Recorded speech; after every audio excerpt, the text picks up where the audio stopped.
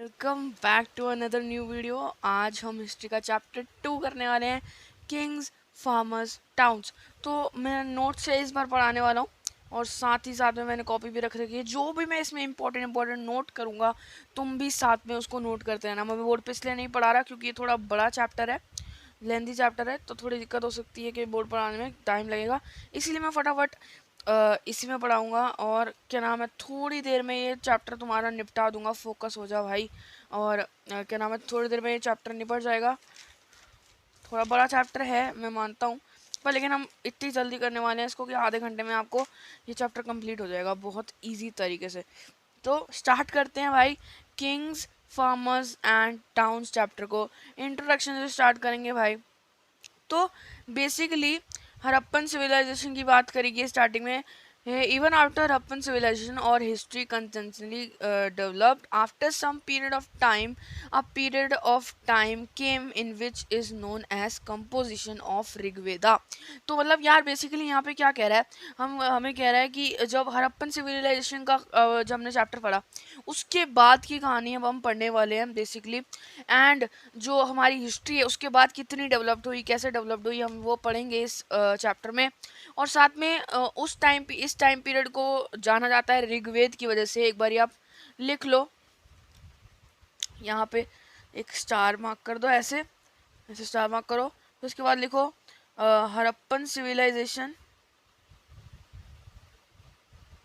हड़प्पन लिख दो। फिर उसके बाद यहाँ पे ऋग्वेदा में जो ट्रांजिशन आया ऋग्वेदा टाइम पीरियड, ये हम कह सकते हैं इसको। तो यहाँ से लेकर यहाँ के जो ट्रांजिशन, यहाँ से लेकर जो यहाँ पे टाइम आया है, उसके बीच का जो हमारा पीरियड है उसके बारे में पढ़ेंगे। और इस पीरियड के बारे में हम पढ़ने वाले हैं। अब तो बताया जा रहा है next from 6th century BCE there is evidence that there were other types of trends and as well, like making of states, empires, kingdoms. Political processes started which led to formation of kings and their politics, and at that agriculture also got developed, hence production better and making of several new towns and villages started. तो basically यहाँ पे क्या समझाना चाह रहा है कि जो 6th century थी उसके बाद से हमें एविडेंस मिलते हैं कि इस टाइम पे नए नए ट्रेंड्स चल रहे थे कि कोई नया नया स्टेट मतलब होता है जो छोटा किंगडम होता है, उसको रेफर किया गया है यहाँ पे स्टेट से। फिर होता है एम्पायर्स और किंगडम्स, ये सब चीज़ें यहाँ पे बन रही थी इस टाइम पीरियड पे, 6th सेंचुरी में। तभी भी इसको बोलते हैं कि बहुत इंपॉर्टेंट टाइम पीरियड है 6th सेंचुरी। इससे डायरेक्ट क्वेश्चन आ जाता है कि 6th सेंचुरी हमारा इतना इंपॉर्टेंट टाइम पीरियड क्यों है। तो हमें बताना है कि इस टाइम पे हमें एविडेंस मिले थे कि नए नए ट्रेंड्स चालू हो रहे थे, जैसे स्टेट्स बनना, एम्पायर्स बनना, किंगडम्स बनना। और इस टाइम पे पॉलिटिकल प्रोसेस भी बढ़ रहे थे जिसकी वजह से कई नए किंग्स आए एंड उनकी भी पॉलिटिक्स आई। और इस टाइम पे एक और क्या बात होती है, इस टाइम पे एग्रीकल्चर जो है बहुत अच्छी तरीके से डेवलप्ड होना शुरू हो जाता है और प्रोडक्शन भी है जो बढ़ जाती है और नए नए गांव बनने लग जाते हैं और टाउन्स बनने लग जाते हैं। तो यही हम इस चैप्टर में पढ़ने वाले हैं। इस जो चैप्टर से है ना, इसी से बेस बनेगा चैप्टर का। तो मतलब हम एग्रीकल्चर के बारे में पढ़ेंगे, किंग्स के बारे में पढ़ेंगे, एम्पायर्स के बारे में पढ़ेंगे, किंगडम्स के बारे में पढ़ेंगे। तो बेसिक यही है। तो स्टार्टिंग सबसे पहला टॉपिक आता है प्रिंसप एंड प्रियादासी। तो 1830 में ना, जो जेम्स प्रिंसप थे, एक ऑफिसर थे ईस्ट इंडिया कंपनी में, इन्होंने ना धीरे धीरे दो इम्पोर्टेंट लैंग्वेजेस थी जो ब्राह्मी एंड खरोस थी, इन दोनों को बोलना सीख लिया, इन दोनों को पढ़ना सीख लिया। क्योंकि ये दोनों लैंग्वेज ना बहुत इंपॉर्टेंट थी, याद कर लो। मोस्ट इम्पॉर्टेंट लैंग्वेजेस जो उस टाइम पे थी हमारी, वो थी ब्राह्मी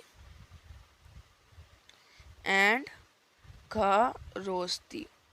तो ये उस टाइम की बहुत इंपॉर्टेंट लैंग्वेजेस थी। इसको डिसाइफर कर लिया था, डिसाइफर का मतलब पढ़ना आ गया था या फिर पढ़ना सीख लिया था या फिर बोलना सीख लिया था। किसने? हमारे हमारे प्रिंसेप ने इसको डिसाइफर कर लिया था। ये जो मैं छोटे छोटे नोट्स बनाते जा रहा हूँ ना, ये आप ज़रूर से लिख लेना, ताकि जब आप एक बार ये चैप्टर के बाद ग्रो थ्रू हुए ना, तो आपको मेन इंपॉर्टेंट चीज़ याद रहे वीडियो देखते देखते। ठीक है, तो अब वापस से आते हैं।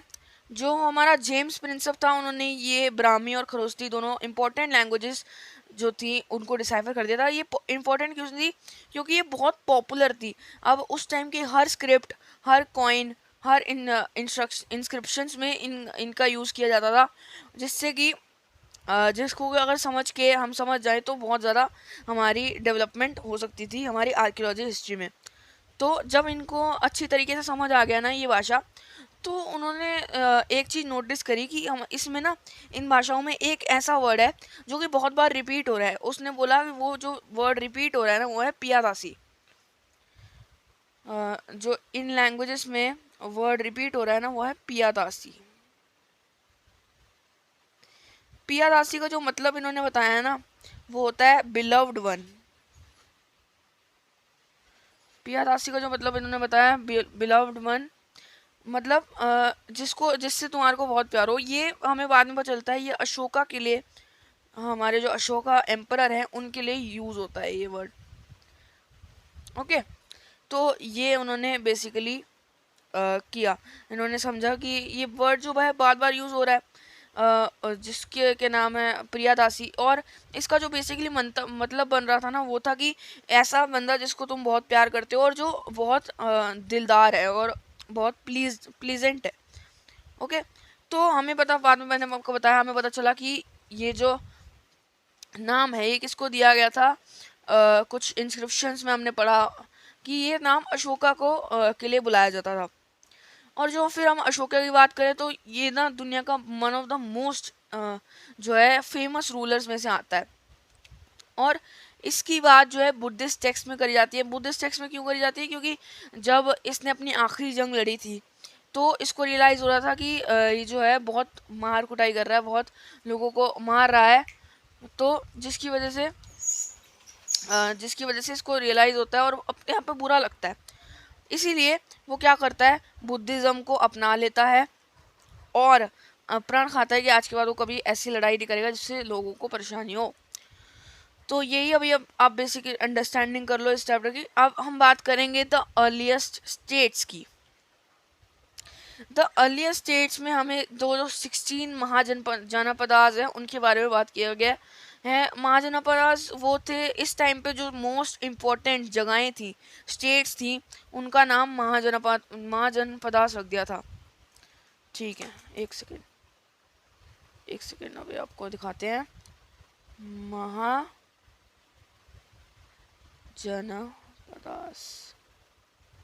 कुछ बहुत मोस्ट इम्पोर्टेंट महाजनपदास थे, उसके आगे बात करते हैं। पहले इन बेसिकली महाजनपदास की डेफिनेशन कर ले।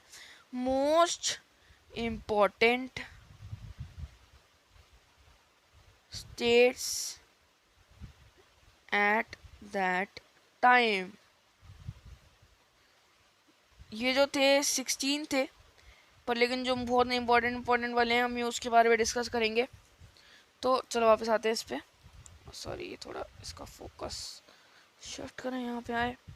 Okay, from the 6th century time period is this believe that as the turning. मैंने वही बताया, इंडियन हिस्ट्री के लिए 6th सेंचुरी का जो टाइम पीरियड था वो बहुत ही इंपॉर्टेंट था, एक लैंडमार्क टाइम पीरियड था। क्योंकि इस टाइम पे नए नए किंगडम्स आ रहे थे, नई नई स्टेट्स आ रही थी, नई नई सिटीज़ बन रही थी, नए नए किंग्स आ रहे थे। इस टाइम पे कॉइनेज भी है जो स्टार्ट हो जाता है। इसमें और ब्रीफ में बताया हुआ है कि जो कॉइनेज है, मतलब कॉइन्स का यूजेज है, वो ज़्यादा शुरू हो जाता है। आयरन इस टाइम पे बहुत ज़्यादा यूज़ होने लग जाता है। और क्या नाम है, इस टाइम पे लोगों का ना जो विचारधारा है वो भी बदलने लग जाती है। इस टाइम पे जो है हमारा जैनिज्म, बुद्धिज़्म, ये भी बढ़ने लग जाता है। और इस टाइम के लोग ना सवाल करने शुरू कर देते हैं। तो अब हम पढ़ते हैं, हमने क्या नाम है अर्ली बुद्धिस्ट टेक्स्ट पढ़े, जैन टेक्स्ट पढ़े।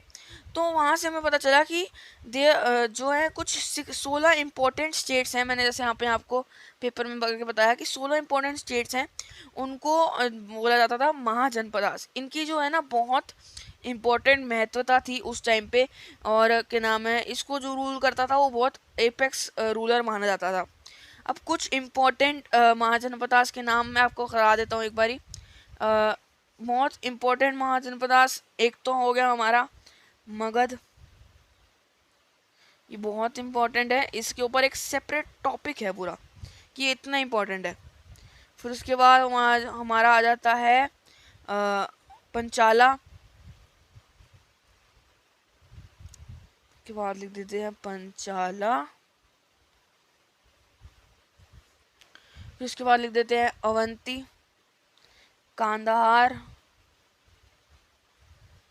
अवंती हम लिख देते हैं, ये बहुत इंपॉर्टेंट आते हैं फिर।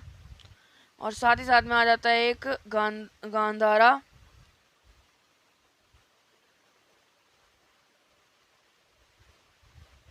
ये जो है उन 16 में से सबसे मोस्ट इम्पोर्टेंट जो क्या नाम है हमारे महाजनपदास थे उनके नाम थे। एक बार दोबारा से याद कर लेंगे। मोस्ट इम्पोर्टेंट क्या नाम है, उसके नाम क्या थे, मगध। मगध जो कि प्रेजेंट डे बिहार में आता है।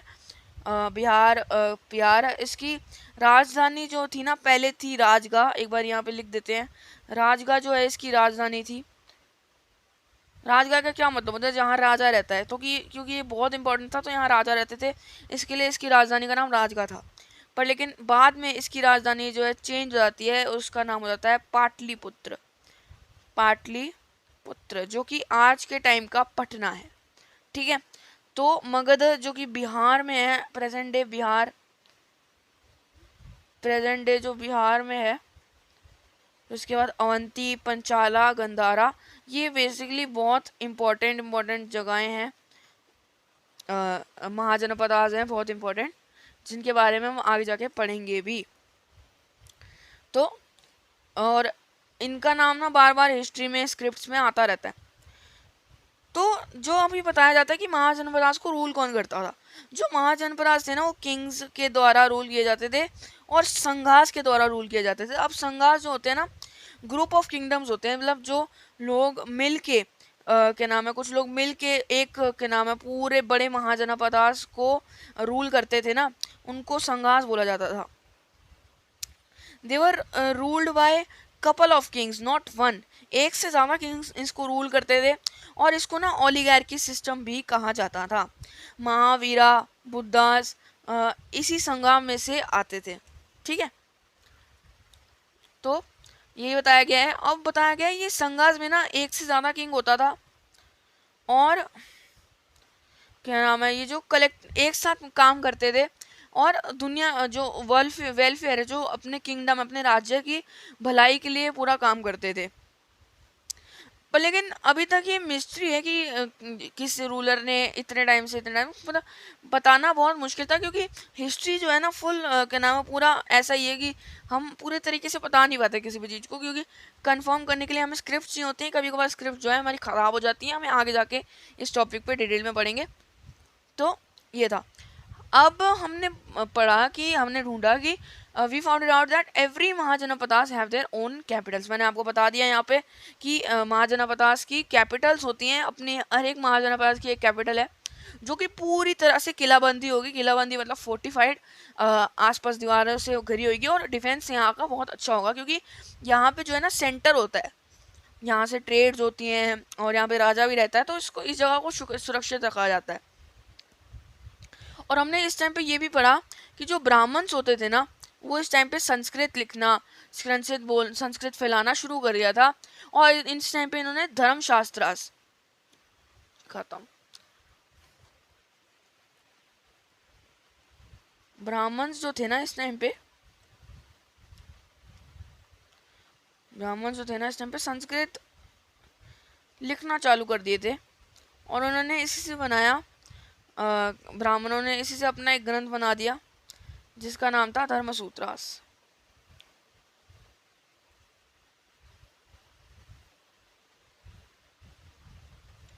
अब ये धर्मसूत्रास क्या होते हैं ये बढ़ते हैं।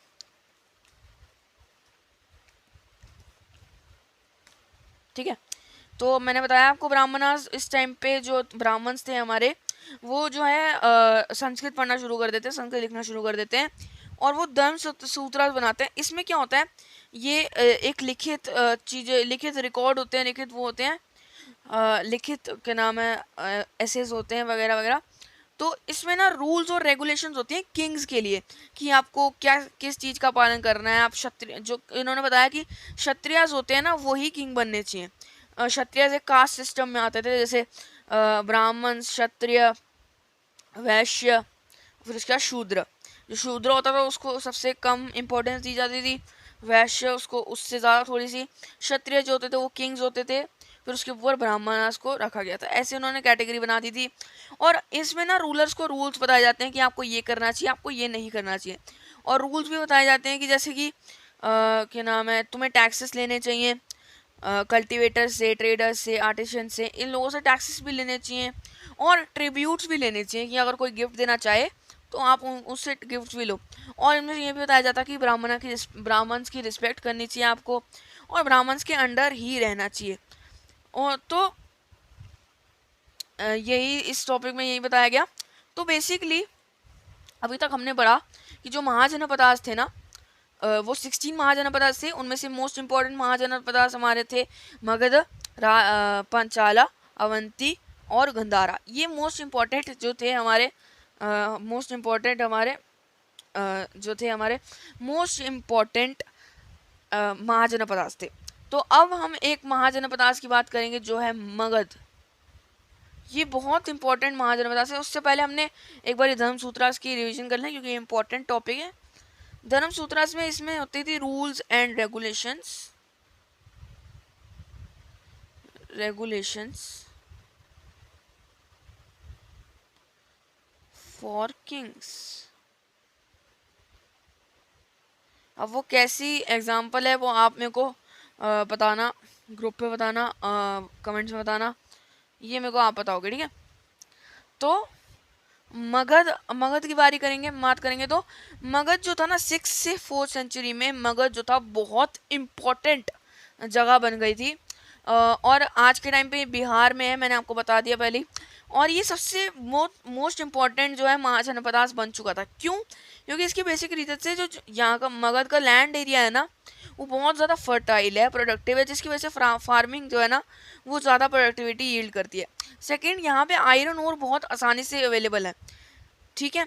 और यहाँ पे जो गंगा है ना, गंगा है, गंगा की ट्रिब्यूटरीज हैं, जिसकी वजह से जो कम्युनिकेशन है ना वो ट्रेड जो बन सकता है वो आसानी से ट्रेड होती है यहाँ पे। थर्ड, यहाँ पे एलिफेंट्स बहुत आराम से मिल जाते हैं क्योंकि यहाँ पे आसपास में ही जंगल होते हैं। तो जंग के टाइम पे जब भी एलिफेंट्स चाहिए होते हैं तो उनको आराम से मिल जाते थे मगध से ही। और यहाँ पे आयरन टूल्स, इतनी सारी चीज़ें जो थी ना, ये इससे जो है काम जो है एफिशिएंट हो जाता था, बहुत ईजी हो जाता था। इसीलिए भी जो है मगध बहुत इम्पोर्टेंट स्टेट था। और मगध को जिन्होंने रूल भी किया, फिफ्थ अगर आप एक और लिखना चाहो तो जियोग्राफिकल रीजन भी थे। और मैंने आपको बता दिया एरिया जहाँ पे था, जियोग्राफिकल रीजन हो गया वो। और इनके जो रूलर्स भी थे ना वो बहुत स्ट्रॉन्ग थे, जिन्होंने इसको रूल किया ना वो बहुत स्ट्रॉन्ग थे, जिसकी वजह से मगध का जो नाम था ना वो बहुत चल गया। तो मगध क्यों इंपॉर्टेंट था, हम एक बार रिविजन के लिए भी यहाँ लिख देते हैं। मगध कौन सी सेंचुरी में इंपॉर्टेंट था? 6 to 4 सेंचुरी में बहुत ज़्यादा इंपॉर्टेंट हो जाता है। क्यों? क्योंकि बेसिकली 4 रीज़न होते हैं। पहला रीज़न होता है एरिया, फर्टाइल। मैं बेसिक बहुत ब्रीफ में लिख रहा हूँ, आपको पूरा एक्सप्लेन करना होगा। फिर उसके बाद यहाँ पे हम एक और रीज़न दे देंगे एलिफेंट्स का। तीसरा दे देंगे आयरन ओर का। चौथा दे देंगे हम गंगा का। पांचवा दे देंगे हम रूलर्स का। तो इन बेसिक रीजन की वजह से जो था मगध जो था मोस्ट इम्पोर्टेंट महाजनपदास बन जाता है 6 to 4 सेंचुरी में। क्योंकि 5 रीजन, एरिया जो था उनका बहुत फर्टाइल था और वहाँ पे खेती बाड़ी बहुत अच्छे से प्रोडक्टिविटी होती थी, तो वैसे ही उसमें ज़्यादा लोग वहाँ पे रहना पसंद करते थे, इसलिए मगध इंपॉर्टेंट था। सेकंड, यहाँ पे एलिफेंट्स बहुत आसानी से मिल जाते थे, तो किसी को भी अगर जंग पे जाना हो, अगर जंग पे जाता तो एलिफेंट्स यहाँ पे आराम से मिल जाते थे। थर्ड, यहाँ पे जो आयरन ओर थी वो भी बहुत ईजिली मिल जाती थी, जिसकी वजह से जो प्रोडक्शन है, एफिशिएंसी है और जो प्रोडक्शन है सामान का वो बढ़ जाता था। हमें पता चलता है आगे जाके कि आयरन के टूल्स यूज़ करने लग जाते हैं एग्रीकल्चर में करने से, जिससे एफिशिएंसी है ना वो भी बढ़ जाती है। ये भी आगे बढ़ेंगे इसको डीप में।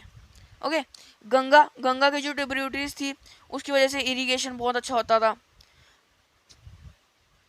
प्लस जो ट्रेड है वो भी बहुत अच्छी होती थी।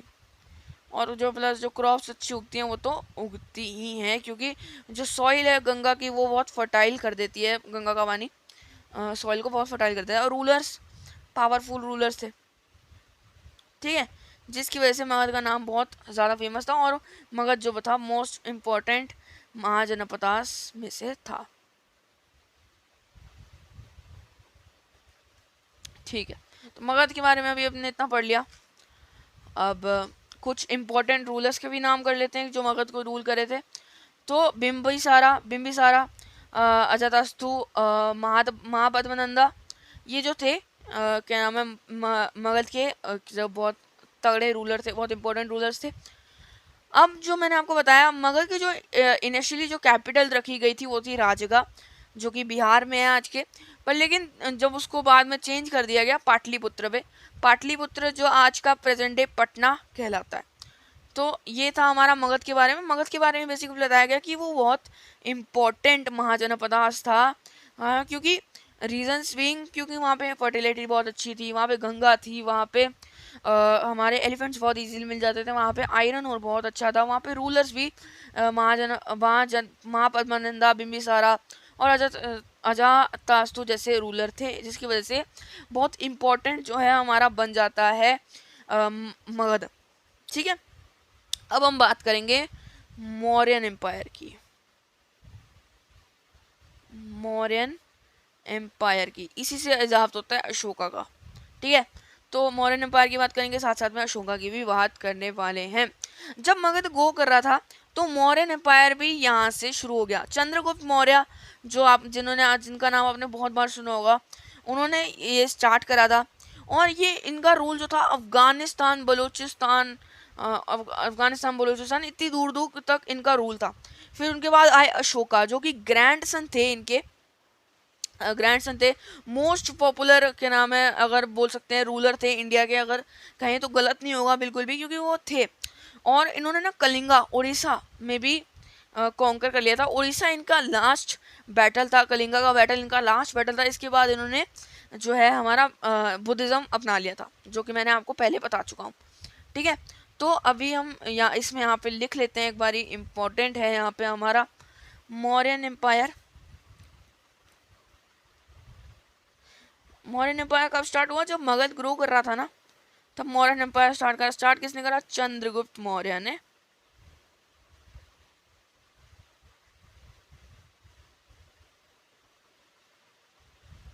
इनके ग्रैंडसन कौन थे? इनके ग्रैंडसन थे अशोका।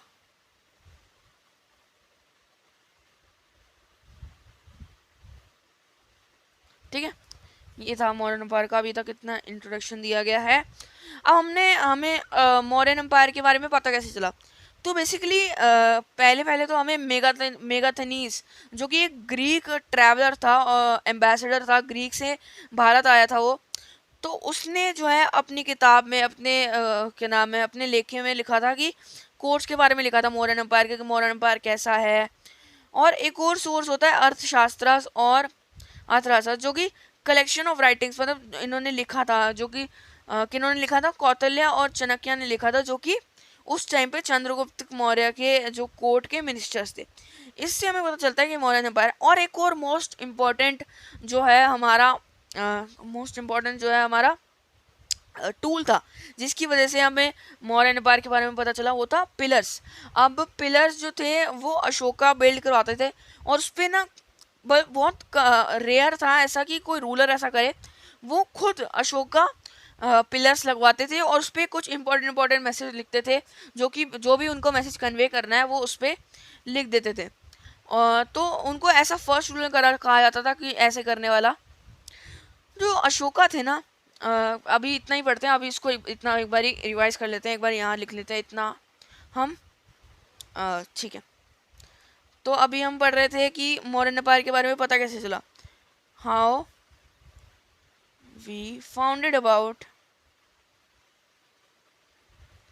मौर्यन एम्पायर।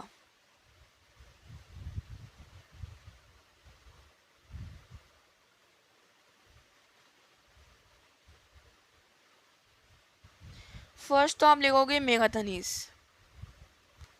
जो कि हमारे थे ग्रीक एम्बेसडर थे जो कि इंडिया आए थे। ठीक है, ग्रीक इसके आगे लिख दूंगा ना तो समझ आ जाएगा। फिर इसके बाद हमारा सेकंड जो था हमारा था अर्थशास्त्र, ये भी इम्पोर्टेंट था। जैसे हमारा कोई वेद होता है, ब्राह्मण लिखते थे जैसे धर्मसूत्रा, वैसे ही अर्थशास्त्र होता है। ये किसने लिखा था? कौटिल्य और चाणक्य ने मिलके इसको लिखा था। ठीक है, थर्ड हमारा था पिलर्स ऑफ अशोका। ये तो बहुत one of the most important है कि हमें कहाँ कहाँ से इसके रिसोर्सेज मिले, और उसके साथ साथ में ये अशोका के जो पिलर्स थे ना ये बहुत इम्पोर्टेंट है। ठीक है, इसको याद कर लेना। तो चलो, अब हमने कर लिया ये बेसिक। अब अशोका जो थे ना वो धम्मा के प्रिंसिपल मानते थे। धम्मा का प्रिंसिपल मतलब होता है कि अपने से बड़ों की रिस्पेक्ट करो, ब्राह्मण्स की रिस्पेक्ट करो, सबको एक जैसा ट्रीट करो, और स्लेव्स भी होते हैं ना उनको भी इज्जत से ट्रीट करो, और जो रिस्पेक्ट होता है ना हर रिलीजन को अपनी रिस्पेक्ट दो, और एनिमल्स को भी रिस्पेक्ट दो। ये धम्मा को जो है हमारे अशोका है जो मानते थे। वो ऐसा मानना कब शुरू करे थे? जब उन्होंने कलिंगा पे काबू कर लिया था, तो उन्होंने अपने एक्ट्स को एक बार रिवाइज करा था कि कैसे मेरी वजह से कितनी मौतें हो रही हैं, मेरी वजह से कितनी डेथ्स हो रही हैं। तो वो जब उन्होंने देखा तब उन्होंने समझा, उन्होंने बोला, उनको बुरा लगा, इसलिए उन्होंने बुद्धिज़्म ज्वाइन कर लिया। तब से उन्होंने एक अपना धम्मा का प्रिंसिपल है जो अडॉप्ट कर लिया। एक बार आप लिख लो धम्मा, इम्पोर्टेंट है यहाँ पे धम्मा।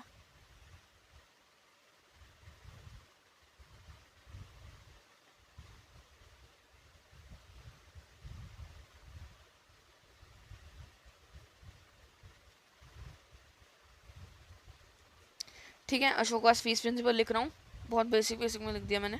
ठीक है, आपको एक्सप्लेन करना होगा धम्मा के बारे में। ठीक है, तो बेसिकली धम्मा क्या था? धम्मा क्या एक ऐसा रूल था, प्रिंसिपल था कि जिसमें बताया जाता है आपको कि आप अपने एल्डर्स की रिस्पेक्ट करो, आप अपने ब्राह्मणस जो हैं उनकी रिस्पेक्ट करो, सबको इक्वली ट्रीट करो, और जो स्लेव्स भी होते हैं ना उनको भी रिस्पेक्ट दो, और जो हर रिलीजन है उसको रिस्पेक्ट करो, जानवरों तक को प्यार करो। ये उन्होंने धम्मा में बताया। अब हम बात करेंगे कि जो हमारा मौर्यन एम्पायर था उसको कंट्रोल कैसे करते थे, क्योंकि वो इतना बड़ा मौर्यन एम्पायर जो इतना बड़ा हो गया था उसको कैसे कंट्रोल किया जाता था। क्या जो इतने इम्पोर्टेंट पॉलिटिकल सेंटर्स थे मौर्यन एम्पायर के, एक था तक्षशिला, उज्जैनी, तोसाली, पाटलिपुत्र और स्वर्ण नगरी, क्या इन सबको एक ही जैसा रूल किया जाता था? तो आंसर है नहीं। बहुत अनलाइकली है कि इसको इतने बड़े एम्पायर को किसी एक जगह पे एक तरीके से रूल किया जाए, क्योंकि ये हर अलग अलग जगह हैं। जैसे हमारी जो क्या नाम है उज्जैनी, तोसैली और क्या नाम है तक्षशिला, ऐसी ये पाटलिपुत्र जगह है ना, यहाँ ट्रेड लिंक्स है, तो यहाँ पे ट्रेड ज़्यादा फैलाई जाएगी। पर लेकिन जो स्वर्ण नगरी है वो यहाँ पे स्वर्ण नगरी, स्वर्ण से नाम समझ आता है, गोल्ड माइंस के लिए जानी जाती है। तो यहाँ पे गोल्ड का प्रोडक्शन ज़्यादा करने के लिए कुछ यहाँ पे और एडमिनिस्ट्रेशन कराई जाएगी, यहाँ पे ट्रेड बढ़ाने के लिए कुछ और एडमिनिस्ट्रेशन, वहाँ कुछ और, तो ऐसी ऐसी एडमिनिस्ट्रेशन बदलती रहती थी डाइवर्सिटी की वजह से। ठीक है, और ये जो 5 सेंटर थे ना बहुत डाइवर्स थे, मैंने आपको बताया। तक्षशिला और जो उज्जैनी था ना उन्होंने ट्रेड रूट्स थे उनमें, और जो स्वर्ण नगरी थी वो गोल्ड के लिए, गोल्ड माइनिंग के लिए अपनी जानी जाती थी। तो ये कंफर्म करता है कि इनमें ना बहुत ज़्यादा डिफरेंस था, जिसकी वजह से जो एडमिनिस्ट्रेशन है हमें पता चलता है कि अलग अलग होती होगी। पर लेकिन जो इनकी एडमिनिस्ट्रेशन ना वो ग्रेट कम्युनिकेशन था, वो एक दूसरे के साथ जो लिंक थे ना बहुत अच्छी तरीके से लिंक थे। क्योंकि इतना बड़ा हमारा जो एम्पायर है उसको रूल करने में कम्युनिकेशन तो बहुत ज़्यादा इम्पोर्टेंट है ही। ठीक है, तो ये हो गया। इस टाइम पे जो आर्मी भी होती थी ना वो भी बहुत इम्पोर्टेंट होती थी। आर्मी को चलाना भी ना एक बहुत इम्पोर्टेंट टास्क होता था हमारा। तो आर्मी को इस टाइम पे एडमिनिस्ट्रेट कैसे किया गया? जो मेगाथनीज था मैंने आपको बताया, जो ग्रीक ट्रैवलर्स और एडमिनिस्ट्रेटर्स थे, एम्बेसडर्स थे जो इंडिया में मौर्यन एम्पायर को देखने आए थे, उन्होंने अपने किताबों में लिखा था कि जो क्या नाम है हमारा आर्मी है उसके लिए ना एक कमेटी बनाई जाती थी जो कि आर्मी की देखभाल करेगी, और उसको भी 6 पार्ट्स में डिवाइड कर दिया जाता था। एक पार्ट था जो था नेवी के लिए रिस्पॉन्सिबल होगा, दूसरा जो था ट्रांसपोर्ट के लिए, तीसरा जो था ना जो आम जो सोल्जर्स होते हैं उनके लिए था, चौथा जो तो हॉर्सेस का ध्यान रखता था, पांचवा था वो रथ का ध्यान रखता था, रथों जो रथ पे चैरियट्स पे जाते थे वॉरियर्स उनका ध्यान रखता था, छठा था वो एलिफेंट्स का ध्यान रखता था। तो इनके बीच में जो पावर शेयरिंग थी ना वो परफेक्ट होती थी, और इसी वजह से जो इनकी आर्मी थी ना वो बहुत स्ट्रांग थी। अब इनके बाद भी एक कम्युनिटी होती थी जो कि सातवीं कम्युनिटी होती थी, ये सबको इन सबकी नीड्स के बारे में देखती थी। किसी कम्युनिटी को किसी एक कम्युनिटी को खाना चाहिए तो उसको खाना देती थी, किसी एक कम्युनिटी को सामान चाहिए तो वो सामान ला के देती थी। तो बेसिकली ऐसे आर्मी जो है इनकी एडमिनिस्ट्रेट होती थी। एक बार ये लिख लेते हैं यहाँ पे, इम्पोर्टेंट है हमारा फिर से, आर्मी एडमिनिस्ट्रेशन।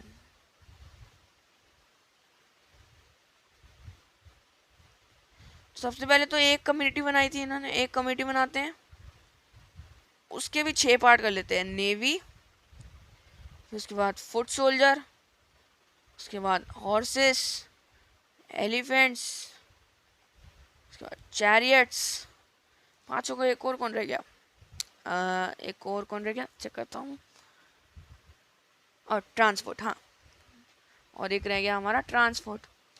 तो इन बेसिक चीज़ों के लिए यहाँ पे इन navy, foot soldiers, horses, elephants, chariots, transport, इन सब के लिए क्या नाम है हमारा वो क्या नाम है कमेटी बनाई गई। आर्मी की एडमिनिस्ट्रेशन ऐसी करी जाती थी उस टाइम पे, और इन सब के लिए जो है एक और कम्युनिटी बनाई जाती थी, कमेटी बनाई जाती थी जिनको नाम था जिनका काम था ऑल नीड्स सेटिस्फाई करना, किनकी, इनकी, ऑल नीड्स सेटिस्फाई। ठीक है, तो बेसिकली 6 कम्युनिटीज बनाई जाती थी, नेवी, फिर उसका foot soldiers, horses, elephants, chariots and transport. अगर ऐसे मेरे साथ याद करते रहोगे ना तो बहुत इजीली आपको याद हो जाएगा। मेरे को पता है कि आप क्या नाम है अपने आप को अभी समझोगे कि कितना लेंथी चैप्टर, कितना बोरिंग सा है, लेकिन अगर जब तक आप ऐसे लिखते जाओगे ना साथ साथ में तो आपको याद हो जाएगा, मेरी तरफ से गारंटी है। ठीक है, इसके बाद हम इंपॉर्टेंट क्वेश्चंस भी करेंगे, थोड़ा सा और चैप्टर रह गया, बेसिकली 2 पेजेस और है, इसके बाद चैप्टर खत्म है, करते हैं फिर। ओके, तो अब अशोका जैसे मैंने आपको बताया धम्मा जो है वो फॉलो करते थे। अब वो चाहते थे कि धम्मा को है जो फॉलो करे, तो वो एडमिनिस्ट्रेशन ऐसा करते थे कि कुछ लोगों को अपॉइंट करते थे, ऑफिसर्स को अपॉइंट करते थे और उनको सिखाते थे धम्मा के बारे में पहले, फिर उनको पूरे नॉलेज भेजने के लिए पूरे किंगडम में भेज दिया जाता था, जिससे जो क्या नाम है धम्मा के बारे में नॉलेज भेजते, इसको बोलते थे धम्मा महात्मा। ठीक है, ये हो गया हमारा। अब इसकी बात करेंगे मौर्यन एम्पायर का, अभी खत्म करते हैं मौर्यन एम्पायर, फटाफट खत्म करते हैं। अब पता चलेगा कि मौर्यन एम्पायर इतना इम्पोर्टेंट था कि नहीं, मौर्यन इम्पोर्टेंट था भी कि नहीं। ठीक है, तो हमें बताया जाता है कि मौर्यन एम्पायर ना एक लैंडमार्क था इंडियन हिस्ट्री के लिए। इस टाइम पे स्टोन के स्कल्पचर्स बनाए गए, इस टाइम पे आर्ट वर्क्स बहुत सुंदर सुंदर बनाए गए, अशोका कितना बड़ा रूलर था, उसकी इंस्क्रिप्शंस कितनी ज़्यादा थी, और वो कितना स्ट्रॉन्ग और पावरफुल था, एम्बिशियस था, और कितना साथ ही साथ में कितना काइंड भी था। पर लेकिन अभी फिर भी ये सोचा जाता है कि मौर्यन एम्पायर जो था ना सिर्फ और सिर्फ 150 सालों के लिए रहा, सिर्फ और सिर्फ 150 सालों के लिए रहा, और उसके बाद खत्म हो गया, और इसका साइज इतना भी बड़ा नहीं था, आखिर में आते आते ये बहुत छोटा हो गया था। और साथ ही साथ में जो इसका एडमिनिस्ट्रेशन था ना वो इतना बड़ा था, जिसकी वजह से ये उसका वीक लिंक बन गया, उसकी वीकनेस बन गई, जिसकी वजह से जो है मौर्यन एम्पायर को हम इतना इम्पोर्टेंट नहीं मानते। इम्पोर्टेंट है, इम्पोर्टेंट इसलिए क्योंकि इसमें कई सारे लैंडमार्क्स थे इंडियन हिस्ट्री के, जैसे कि आर्ट वर्क्स, स्कल्पचर्स, और अशोका कितना महान रूलर था, इंस्क्रिप्शन कितनी बनाई उन्होंने, पावरफुल कितने थे, तो ये इंपॉर्टेंट तो है। पर लेकिन फिर भी माना जाता है कि ये बहुत छोटे टाइम पीरियड 150 टाइम पीरियड्स के लिए बना गया, इसका साइज भी इतना बड़ा नहीं था, और साथ ही साथ में इसका जो एडमिनिस्ट्रेशन था ना वो यूनिफॉर्म नहीं था, हर जगह एक जैसा एडमिनिस्ट्रेशन नहीं है, कहीं ढील दे रखी है कहीं ढील नहीं दे रखी, तो इसकी वजह से दिक्कत होती है, इसकी वजह से ओवरटेक कर लेते हैं नए किंगडम्स, इसको ओवरटेक कर लेते हैं। तो नेक्स्ट हमारा है किंग्स ऑफ साउथ। अब हम कुछ और किंग्स के बारे में बात करेंगे जो कि बहुत इंपॉर्टेंट किंग्स हैं उस टाइम के। तो जो डेक्कन एरिया था, मतलब जो साउथ का एरिया उसको डेक्कन एरिया बोलते हैं, उसमें ना बड़े सारे डिफरेंट डिफरेंट रूलर्स थे जो कि बहुत पावरफुल थे, जैसे चोलास, चेरास, पांड्यास। और इन तमिल रीजन को पहले तमिलकम कहा जाता था। और ये ना बहुत रिच होते थे, स्ट्रॉन्ग होते थे, और इनकी जो बातें ना वो तमिल टेक्स्ट में भी लिखी गई थी। अब बताया जाता है कि जो सोर्सेस थे इनको पता करने के वो थे तमिल संगम टेक्स्ट, पोएम्स, प्रेजेस, इनके बारे में इनकी वजह से पता चलता था। अब बताया गया सातवाहना जो थे ना वो भी डेक्कन के रूलर्स थे। इन्होंने वेस्टर्न और सेंट्रल इंडिया को रूल किया था। इनका आगे जाके बहुत जिक्र आएगा, महाभारत के चैप्टर में भी आएगा इसका इनका जिक्र, और इस चैप्टर में भी इनका और आगे जाके जिक्र है। तो अभी इतना पढ़ते हैं, तो आगे बढ़ते हैं डिवाइन किंग्स। अब उस टाइम पे जो किंग्स थे ना उन्होंने क्या नाम है, जैसे स्पेशली कुशानास, इन्होंने ना अपने आप को भगवान जैसे टाइटल देने शुरू कर देते और अपने आप को भगवान जैसे ट्रीट करना शुरू कर देता। क्यों? क्योंकि ये चाहते थे लोग भी इनकी रिस्पेक्ट करें और लोग इनको इतना बड़े लेवल पे माने कि वो भगवान जैसे अपने आप को ट्रीट कराने, अपने अपने नाम में ही बोलते थे कि ये इतने भगवान सन का पुत्र है, सूरज का पुत्र है, ऐसे वो नाम बोलते थे कि भगवान से कंपेयर करते थे अपने आप को, और बहुत अपने आप को डिवाइन मानते थे, बहुत पवित्र मानते थे। ओके, तो अब हम चौथी सेंचुरी, 4th सेंचुरी के बाद में पढ़ते हैं। तो एक नया किंगडम, बहुत नया किंगडम आता है जिसका नाम था गुप्ता एम्पायर। अब ये जो है गुप्ता एम्पायर ये शुरू होने लग जाता है और ये बहुत पावरफुल हो जाता है, क्योंकि इनके किंगडम में ना समानता होते थे। समानता से एक बार ये लिख लेते हैं, अगेन एन इम्पोर्टेंट टॉपिक, सो लिख लिया जाए, यहाँ पे लिख लिया जाए समानता।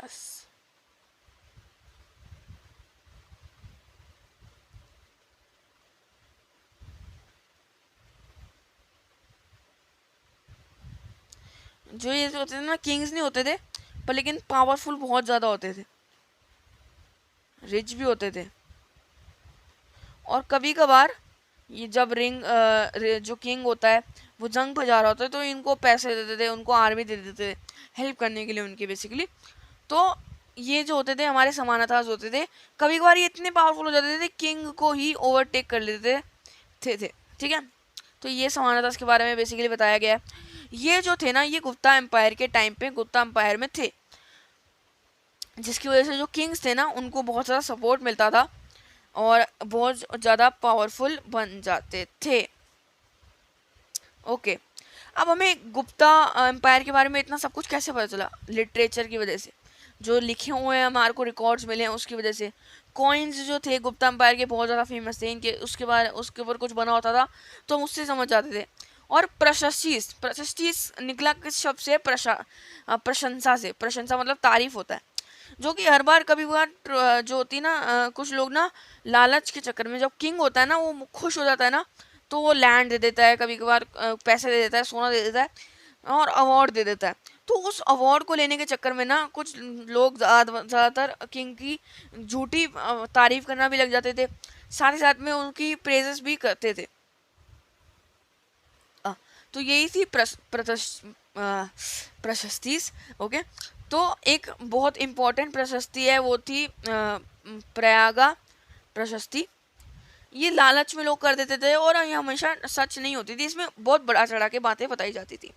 अब हमने पढ़ा कि किंग्स के बारे में हमें पास इतना रिकॉर्ड है, किंग्स के बारे में लिटरेचर भी है, कॉइन्स भी हैं और ये प्रशस्तीज भी हैं, पर लेकिन जो आम आदमी है उसका रिकॉर्ड हमें कैसा मिला? तो आम आदमी बोल रहा हूँ, आम आदमी के रिकॉर्ड जो थे वो जातक स्टोरीज और पंचतंत्रास में मिलते थे। ये जो स्टोरीज होती थी ना, ये जैसे हम आजकल अपने बच्चों को कहानी सुनाते थे वैसे ये कहानी की तरह ओरली आगे से आगे चलती रहती थी। और इसमें ना कभी कभार प्रॉब्लम्स भी होती थी, जैसे कि मैं तुम्हारे को अपनी प्रॉब्लम सुना देता हूँ, तो ऐसी चीज़ें इसमें बेसिकली होती थी। तो ये होता था हमारा चेंजिंग कंट्री साइड की लोग भी अपनी अपनी कहानी सुनाते थे कि अपने किंग से अगर पर कोई परेशान है तो उस जातक स्टोरी में उसके बारे में लिखेगा। तो ऐसे ही जिसकी वजह से हमें थोड़ा बहुत पता चलता है कि लोगों का जीवन उस टाइम पे कैसा रहा होगा। अब हम देखते हैं कि मैंने आपको बताया कि हमारा आयरन जो है वो यहाँ पे मगध में मिल रहा था, उसकी वजह से जो है आयरन की फ्लोइंग जो है ना वो स्टार्ट हो गई। आयरन टिप से जो है फ्लो करते थे, जिसकी वजह से जो प्रोडक्शन है ना वो बहुत ज़्यादा बढ़ गई थी। तो वही बताया जा रहा है क्या स्ट्रैटेजीज अपनाई गई थी जिसकी वजह से जो प्रोडक्शन है वो बहुत ज़्यादा बढ़ गई थी। और जो गंगा रिवर की जो मिट्टी होती है वो बहुत ज़्यादा फर्टाइल होती है, उसको इतना ज़्यादा फर्टाइल माना जाता है कि उसमें, ओ भाई उसमें जो जो भी खेती उगती है ना वो बहुत फर्टाइल और बहुत प्रोडक्टिव होती है। इन्होंने ना इस टाइम पे ट्रांसप्लांटेशन भी करना शुरू कर दिया था। अब ट्रांसप्लांटेशन का क्या मतलब होता है? ट्रांसप्लांटेशन होता है जैसे कि एक बार लिख के समझाता हूँ। ओके,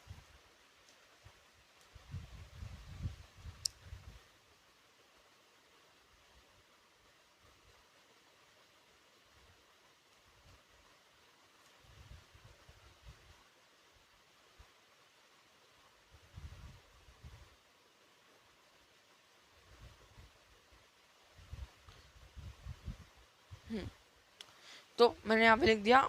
जो ट्रांसप्लांटेशन होता था ना उसका मतलब होता था शिफ्टिंग ऑफ क्रॉप्स। अब जो क्रॉप्स है उसको क्या नाम है एक जगह से दूसरी जगह पे शिफ्ट कर देते थे। कि जैसे चावल है, ये यहाँ पे उगाया गया है, इसको पानी में उगाया गया है।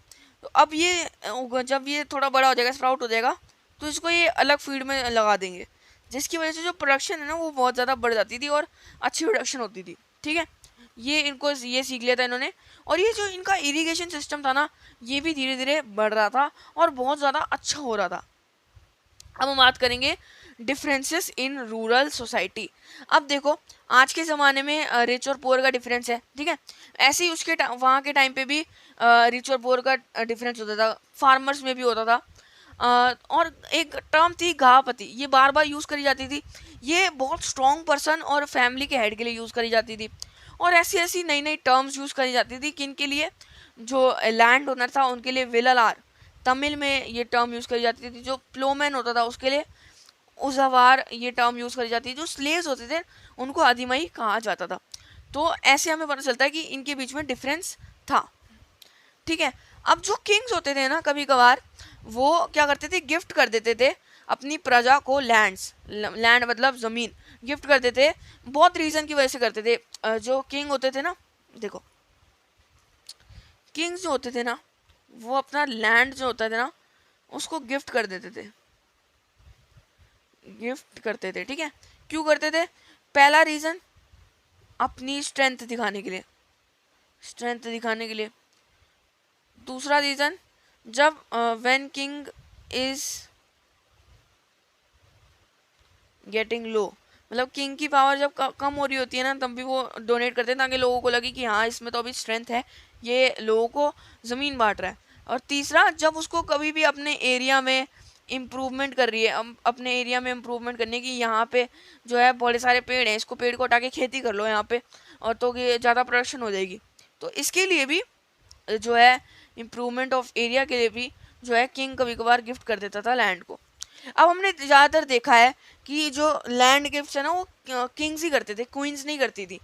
तो फिर पर लेकिन हमें जो है एक गुप्ता साम्राज्य में, एक गुप्ता किंग डायनेस्टी में हमें मिलती है प्रभावती गुप्ता, जो कि चंद्रगुप्ता की जो है चंद्रगुप्ता सेकंड की जो बेटी होती हैं ये बहुत रिच होती हैं और क्या नाम है क्वीन होती हैं। तो ये भी ना, ये भी लैंड डोनेट किया करती थी और क्या नाम है लैंड डोनेट कर दिया करती थी, क्योंकि ये बहुत रिच थी उस टाइम पे और डॉटर भी तो किंग की थी ये। ठीक है, ओके ओके। तो नेक्स्ट है टाउन्स एंड ट्रेड्स। अब बताया गया कि जो टाउन्स थे वो ऐसी ऐसी जगह पे बनाए गए थे जहाँ से जो कनेक्शन है ना उनका ट्रेड के लिए वो बहुत आसानी से हो पाए, और ऐसी जगह पे बनाए गए थे जहाँ पे जो ट्रेड है वो बहुत आसानी से हो पाए। ठीक है, तो जैसे हम बात करें पाटलिपुत्र की, पाटलिपुत्र जो कैपिटल है हमारी मगध की, यहाँ पे ट्रेड होती थी जो पानी के रास्ते से, गंगा की वजह से। और उज्जैनी ऐसी जगह पे मिलके यहाँ पे ट्रेड रूट्स बन जाते थे जहाँ पे पूरा ट्रेड करते थे आराम से। ओके, और यहाँ पे हमें कुछ मिला भी है कि जो गिल्ड्स होती थी, गिल्ड्स मिलके जो 4-5 क्राफ्ट पर्सन होते थे ना वो एक साथ काम करते थे ताकि उनका जो सामान है ना वो आसानी से बिक सके और वो ट्रेड जो है आराम से कर सके। अब हम बात करेंगे ट्रेड, हमारे सब कॉन्टिनेंट में ही ट्रेड हुई है और वहाँ से भी दूर भी ट्रेड की गई थी। वो जानते हैं जो 6th सेंचुरी है वहाँ से जो है ना ट्रेड बहुत ज़्यादा पॉपुलर हो गई। हमने देखा बुल्लक कार्ट्स में ट्रेड होती थी, फिर उसके बाद जो है लैंड रूट से ट्रेड होती थी और रिवर से भी ट्रेड होती थी। जो सी ट्रेड थी वो कम थी, पर लेकिन फिर भी समुद्र के साथ भी ट्रेड करी जाती थी, वो कम पॉपुलर थी, पर लेकिन जो था ये बहुत हार्ड होती थी। पर लेकिन इसका रिटर्न भी उतना ही बढ़िया होता था। जो भी इसको कर लेता था ना, उसके रेफरेंस, उसका रिकॉर्ड रखा जाता था कि ये इतनी दूर तक समुद्र में ट्रेड करके आया है, और उसको पैसा भी बहुत मिलता था। अब कॉइन्स एंड किंग्स के बारे में बात किया गया। उस टाइम पे जो कॉइन्स था ना, वो बहुत पावरफुल लोग, टाउन्स पीपल, बैंकर्स भी कभी कभार इशू करवा देते थे। अब इन कॉइन्स होते थे ना, इन कॉइन्स के ऊपर कुछ ड्राइंग्स बनी होती थी, और इस ज़्यादातर इसको किंग ही इशू करता था। और जो फर्स्ट गोल्ड कॉइन्स थे इंडिया में, वो कुशानाज ने स्टार्ट करे थे। इंडिया में जो साउथ इंडिया में ना रोमन कॉइन्स भी क्या नाम है मिले थे हमें। इसका मतलब ये नहीं है कि रोमन्स ने इंडिया पे कब्जा करा है, इसका मतलब ये है कि रोमन्स के साथ हमने ट्रेड करी होगी, ये हमें बताया गया। गुप्ता रूलर्स थे, उनके जो गोल्ड कॉइन्स थे वो भी बहुत अच्छे माने जाते थे, बढ़िया क्वालिटी के माने जाते थे, सोने के वो कॉइन्स बनाते थे। और साथ ही साथ में वो छठी सेंचुरी से हमें पता चलता है कि जो कॉइन्स का मिलना है ना, वो थोड़ा कम हो जाता है, क्योंकि कुछ लोग मानते हैं इस टाइम पे इकोनॉमिक्स क्राइसिस आ गया, और कुछ लोग मानते हैं शायद कि हमें उन कॉइन्स के बारे में अभी तक पता नहीं चला। तो ये हो गया हमारा चैप्टर जो है ख़त्म। अब इसके बस एक और टॉपिक रह गया है, वो कर लेते हैं फटाफट। अभी ना हमने इतना सब कुछ पढ़ा, पर लेकिन इसकी भी ना लिमिटेशन होती थी। लिमिटेशन क्या होती थी? जो भी हम सब कुछ पढ़ रहे हैं हमें वो लिखा हुआ मिला है, पर लेकिन अभी कभी कभार क्या होता था, उस चीज़ में से हमें पूरा प्रॉपर नहीं मिलता था, कुछ कुछ कट के मिला होता था, कुछ कुछ टूट गया होता था, कुछ कुछ इरेज हो गया होता था। गला मेरा थोड़ा ख़राब हो रहा है। और हमें यह पता चलता है कि बड़े बड़े लोग होते हैं, उन्हीं का अकाउंट रखा जाता था, छोटे मोटे लोगों का अकाउंट इतना रखा नहीं जाता था। फिर उसके बाद हमने पता कि रिच लोग जो होते थे उन्हीं का अकाउंट रखा जाता था, पुअर लोगों का अकाउंट रखा ही नहीं जाता था। और फिर इसके बाद हमें पता चलता था कि कुछ लैंग्वेजेस ऐसी भी थी कि हमने जिनका खंडन हम नहीं कर पाए थे, जिनको हम समझ नहीं कर पाए हैं अभी तक, तो उनको समझ पाना, उनके टेक्स्ट को समझ पाना बहुत मुश्किल था। और कुछ कुछ वर्ड जो हमने लैंग्वेजेस समझ भी लिए, उनके में भी कुछ कुछ वर्ड ऐसे होते थे कि हम समझ नहीं पाते थे कि इस बंदे का बोलने का तरीका क्या था। और कभी कभार ऐसा होता है कि कुछ बंदा कुछ कहना कुछ और चाहता है, और हमें कुछ समझ कुछ और आता है। जैसे कि मैं कहना चाहता हूँ कि पानी की बोतल ले आना, तो हमें समझ आता है कि वो पानी की बोतल मंगा रहा था, लेकिन मैं बोल रहा था कि पानी की बोतल खरीद के ले आना, लेके नहीं आना, और घर से नहीं लेके आनी, खरीद के ले आना। तो ऐसे से डिफरेंस है ना थोड़ा बहुत सेंटेंस में। तो यही परेशानी हो रही थी कि हम समझ नहीं पा रहे थे कि इसका क्या मतलब होगा इस कॉन्टेक्स्ट में। तो ये था पूरा चैप्टर ख़त्म होता है। अब इसके एक बार इंपॉर्टेंट क्वेश्चन जो हैं वो एक बार कर लेते हैं, और इसके बाद चैप्टर समाप्त। चलो तो ले आया मैं इंपॉर्टेंट क्वेश्चंस। अब इंपॉर्टेंट क्वेश्चन करते हैं। सबसे पहले जेम्स प्रिंसेप्स का कंट्रीब्यूशन पूछा गया कि उन्होंने इंडिया की हिस्ट्री में डेवलपमेंट में क्या करा था। तो सबसे पहले तो आप लिखोगे जेम्स प्रिंसेप जो थे ना, वो क्या नाम है ईस्ट इंडिया कंपनी के ऑफिसर थे। इन्होंने ना बहुत ज़्यादा एजुकेशन करी हुई थी, क्या नाम है किसकी, हमारी प्राकृत लैंग्वेज की। तो इन्होंने ना जो थी हमारा, इन्होंने क्या करा, इन्होंने हमारी दो बहुत इंपॉर्टेंट लैंग्वेज ब्राह्मी और खटोष्टी को डिसाइफर कर लिया था, समझ लिया था, जिसकी वजह से ना बहुत सारे ऐसे स्क्रिप्ट्स थे उस टाइम पे जो बहुत इंपॉर्टेंट लैंग्वेजेस थी, उनको उनको ये समझ चुके थे, जिसकी वजह से हमारा बहुत ज़्यादा फ़ायदा हुआ था, और हमारी जो है हिस्ट्री में हमारे को और ज़्यादा समझने में हेल्प मिली थी। अब बताया जाता है the 6th century BC was considered and often regarded as most turning point in India history. Why? अब वही क्वेश्चन मैंने आपको बताया, इंपॉर्टेंट क्वेश्चन है। जो 6th सेंचुरी थी ना, इस टाइम पे नए नए किंग्स आ रहे थे, नए नए टाउन्स बन रहे थे, नए नए पॉलिटिकल आइडियाज़ आ रहे थे, नए नए स्टेट्स बन रहे थे, नए नए किंगडम्स बन रहे थे, और नए नए इस टाइम पे कॉइनेज भी आ जाती है। इस टाइम पे जो एग्रीकल्चर की टेक्निक्स है वो भी बदल जाती है, जिसकी वजह से जो इंडियन हिस्ट्री है वो डेवलप करने लग जाती है, और एरियाज जो है डेवलप करने लग जाते हैं। अब इसके बाद नेक्स्ट क्वेश्चन है महाजनपदास पे नोट लिखो, एक छोटा नोट लिखो। जो महाजनपदास होते थे ना, वो बहुत ही मोस्ट इम्पोर्टेंट स्टेट्स होती थी उस टाइम पे, उनको कहा जाता था। और जो महाजनपदास होते थे ना, वो मेनली 16 महाजनपदास थे, और इनके मोस्ट इम्पोर्टेंट महाजनपदास के अब मैंने आपको नाम बताया हुआ, मगध आदि इनके नाम बताए जाते थे। इनका क्या होता था, जो हर महाजनपदास थी ना उसका सेपरेट एक कैपिटल होता था, आपने ये बताना है, और सेपरेट कैपिटल होता था। फिर आपने एक मगध का एग्जांपल दे देना कि मगध का एग्जांपल पहले जो मगध का कैपिटल था वो राजगांव होता था, पर लेकिन उसके बाद चेंज करके मगध का कैपिटल कर दिया गया हमारा पाटलिपुत्र। ठीक है, तो ये महाजनपदास पे आपने लिखना है। ओके। तो महाजनपदास आपने बताना है बहुत इंपॉर्टेंट होते थे, इनको मिलके 2-3 रूलर्स रूल करते थे सारे महाजनपदास को। ये हो गया हमारा। अब सेकंड फोर्थ क्वेश्चन है, how do students say that Magadha was most strongest and important mahajanapadas. वही मगध के रिलेटेड एक क्वेश्चन आ गया। बहुत इंपॉर्टेंट क्यों था, क्योंकि 4 रीजन थे बेसिकली। जो मगध था ना, वो ऐसी जगह पे स्ट्रेटेजिक था जिस यहाँ पे एग्रीकल्चर जो है बहुत आसानी से हो पाता था, और जो प्रोडक्टिविटी होती थी ना एग्रीकल्चर की, वो बहुत ज़्यादा होती थी। सेकंड, जो मगध है ना, वहाँ पे आयरन ओर की हमारे को बहुत ज़्यादा भरमार मिला, जिसकी वजह से हमें जो है आगे जाके एफिशिएंसी बहुत ज़्यादा हो जाती है, हम आयरन फ्लो का यूज़ करने लग जाते हैं। थर्ड, यहाँ पे एलिफेंट्स बहुत ईजीली मिल जाते थे, जिसकी वजह से कभी भी जंग पे जाना होता था किसी भी रूलर को तो वो आराम से चले जाता था। फिर उसके बाद फोर्थ यहाँ पे पढ़ा गया कि यहाँ पे जो रूलर्स थे वो भी बहुत स्ट्रांग थे। ठीक है, रूलर्स थे वो भी बहुत स्ट्रांग थे, जिनकी वजह से जो मगध है ना वो बहुत इंपॉर्टेंट हमारे लिए बन जाता है। ओके, अब क्या सोर्सेज थे जिसकी वजह से हमें मौर्यन एम्पायर के बारे में पता चला। तो मौर्यन एम्पायर के बारे में हमें बहुत सारे सोर्सेज से पता चला। पहला तो मेगाथनीज जो ग्रीक एम्बेसडर थे वो इंडिया आए थे, और मौर्यन एम्पायर में उन्होंने कोर्ट में मैसेजेस दिए थे, कोर्ट के मैसेजेस अपनी किताबों में लिखे थे।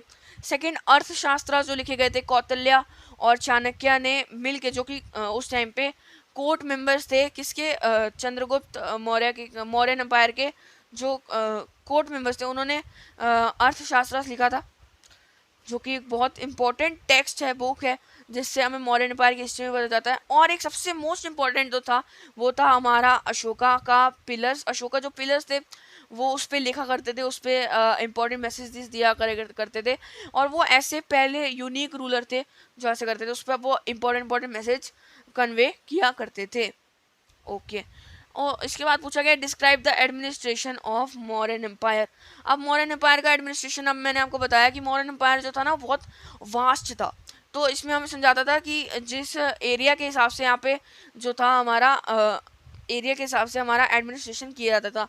जैसे कि हमने बताया था कि जैसे पाटलिपुत्र है, वहाँ पे पाटलिपुत्र और उज्जैनी जो है, जो कि बहुत मेन मोस्ट इम्पोर्टेंट जो है रूट्स, ट्रेड रूट्स होते थे यहाँ पे, तो उसको वैसे एडमिनिस्ट्रेट करा जाता है कि यहाँ पे ट्रेड होती है। फिर उसके बाद स्वर्ण नगरी जो हमारी थी, वहाँ पे जहाँ पे गोल्ड माइन होती थी, वहाँ पे हमें समझ आया कि यहाँ पे अलग तरीके से एडमिनिस्ट्रेशन किया जाता था। और ऊपर से जो आर्मी होती थी उसमें भी अलग तरीके से एडमिनिस्ट्रेशन किया जाता था। आर्मी का एडमिनिस्ट्रेशन था, उसको आर्मी को एक कमेटी में बता दिया था, तो आर्मी पे ध्यान देगा। और उस कमेटी के भी 6 पार्ट्स थे। उस कमेटी के 6 पार्ट्स थे फुट सोल्जर्स के। उस कमेटी के 6 पार्ट्स में से आता है एलिफेंट्स के लिए एक पार्ट था जो एलिफेंट्स का ध्यान देगा, एक पार्ट था जो नेवी का ध्यान देगा, एक पार्ट था जो हमारा चैरियट्स का ध्यान देगा, एक पार्ट था जो हॉर्सेस का ध्यान देगा, एक पार्ट था जो इन सब का मिलके ध्यान देगा।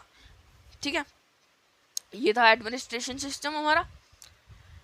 ओके, सो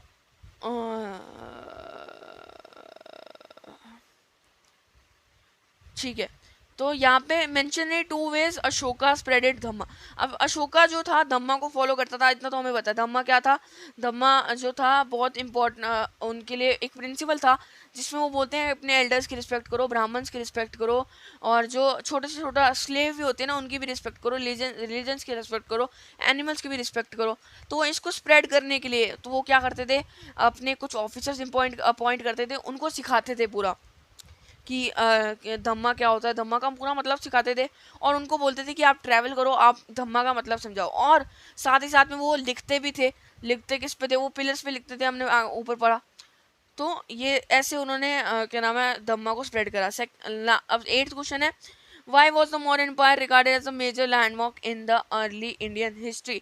अब मौर्यन एम्पायर को मेजर लैंडमार्क इसलिए बोला जाता था कि इस टाइम पे आर्ट्स कल्चर्स और किंग्स बहुत सारे आते थे। इसके टाइम पे अशोका आता था, जो कि बहुत ज़्यादा बेनिफिशियल रूलर था। ये 150 साल तक हमारा मौर्यन एम्पायर रहता है, पर लेकिन कभी कभी मानते हैं हम कि सिर्फ 150 साल रहने की वजह से मौर्यन एम्पायर को इतना भी इम्पोर्टेंट नहीं माना जाता, पर लेकिन इसके अंदर बहुत ज़्यादा मेजर लैंडमार्क्स भी आए थे, ये भी याद कर लेना। अब हम करेंगे how did king and rulers identify themselves like gods. अब क्या नाम है, जो हमारे हमने कुशानास के बारे में बात करी गई। वो अपने आप को डिवाइन रूलर्स मानते थे, डिवाइन किंग्स मानते थे, और अपने आप की तुलना भगवान से करते थे। ठीक है, और भगवान की तुलना कैसे करते थे? अपने नाम के आगे सूरज पुत्र और सूर्य पुत्र लिखते थे, और ऐसी ऐसी चीज़ें, बड़े बड़े टाइटल्स लिखते थे जो कि भगवान के होते थे, पर लेकिन खुद वो लिखते थे। ओके, तो ऐसे क्या करते थे? ऐसे हमारे क्या नाम है, अपने आप को डिवाइन गॉड से कंपेयर करते थे। अब इसके बाद सोर्सेज क्या थे गुप्ता एम्पायर को पढ़ने के? गुप्ता एम्पायर को पढ़ने के ना मेजर सोर्सेज थे कि वहाँ पे हमें कॉइन्स मिले, स्क्रिप्चर्स मिले, ये सब चीज़ें मिली हमने गुप्ता एम्पायर को पढ़ने के लिए। और उसके बाद गुप्ता एम्पायर में जो हमारी प्रशस्ति थी वो भी बहुत इंपॉर्टेंट थी, उसकी वजह से भी हमें पता चला है। मैंने बहुत छोटे छोटे में समझा रहा हूँ अब, क्योंकि जो लेक्चर है बहुत बड़ा ना हो जाए, और इस आपको ब्रीफ में लिखना है। How do we found out about history of ordinary people? हमें ऑर्डिनरी पीपल के बारे में कैसे पता? जातक स्टोरी से। जातक स्टोरी हमने पढ़ा कि कॉमन लोग जो कहानी सुनाते थे, ओरल कहानी सुनाते थे, वो जातक स्टोरी होती थी। इसमें लोग अपनी प्रॉब्लम्स के बारे में भी सुनाते थे। ठीक है, और इसके बाद क्या टेक्निक्स थी जिसकी वजह से एग्रीकल्चर प्रोडक्टिविटी बढ़ी? हमने आयरन के नाम है प्लोइंग का मेथड यूज़ करा, आयरन प्लो यूज़ करना शुरू कर दिया, और हमने ट्रांसपोर्टेशन ऑफ क्रॉप्स करना शुरू कर दिया, जिसकी वजह से प्रोडक्टिविटी है वो हमारी बढ़ गई। Right note on gahapatis. Gahapatis क्या होते थे? गाहपतिस वो होते थे जो बहुत most strongest head of the family होते थे, और बहुत इंपॉर्टेंट बंदे होते थे फैमिली के। अब right note on Prabhavati Gupta. Prabhavati Gupta कौन थी? प्रभावती गुप्ता चंद्रगुप्त मौर्य 2 की डॉटर थी, और ये बहुत ही स्ट्रॉन्ग थी, और क्योंकि ये जो थी हमारी लैंड को है जो गिफ्ट करती थी लोगों को, और ये बहुत स्ट्रॉन्ग होती थी क्योंकि ये किंग की डॉटर थी। ठीक है, इसके बाद information about trade in that time. उस टाइम पे ट्रेड जो थी हमारी बुलक कार्ट्स का एविडेंस मिला है हमें। उस टाइम पे हमें रिवर्स के थ्रू ट्रेड का एविडेंस मिला। उसके बाद टाइम पे हमारे लैंड की तरफ से ट्रेड भी होती थी, वो भी बताया गया।